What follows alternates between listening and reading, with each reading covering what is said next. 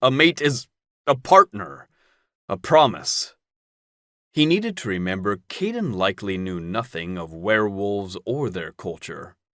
He wasn't the best person to explain what a mate was either. To most wolves, they were someone you wanted to spend your life protecting and nurturing. To Axe, a mate had been two things, a certainty and now a necessity. Caden cocked his head to the side. You were trying to buy a promise? Axe grimaced. I need a mate to keep my job and remain where I am. That's what I was trying to buy. Job security? You could get a new job. That isn't an option. If Axe had to move back to Landry territory, he'd be ostracized, slowly losing his sanity as he became a lone wolf, or he'd snap and be deemed too dangerous to live. Wolves needed a pack to keep them grounded, and Axe had more reasons than most to remain calm. And there wasn't a chance of another pack accepting him. His age, strength, and heritage made him a threat in the eyes of any alpha. The realization struck him like a railroad spike through his brain that it wasn't a hypothetical if anymore, but when. There wasn't time to find a new prospective mate before the deadline passed. When he returned with no mate. When he lost his position and returned to his pack's territory.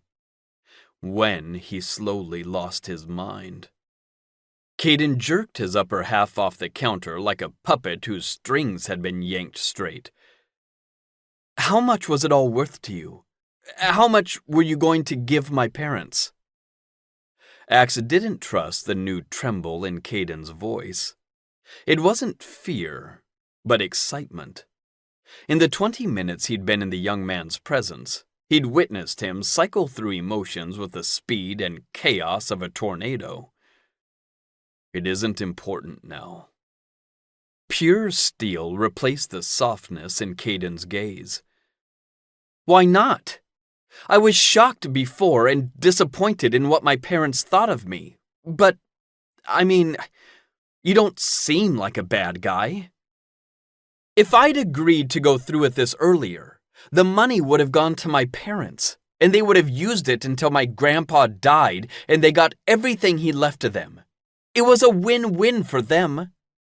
But if I choose to do this, I want the money going to his care. I want it put in an account strictly for that purpose, one no one can touch. He'd never met a person who could give him whiplash like this kid. Talking with Caden was like running an ultra-marathon at a sprint. He didn't have a chance to catch his breath, the scenery changing too quickly for him to guess where Caden would go next. It isn't that simple. You're talking about your life, Caden.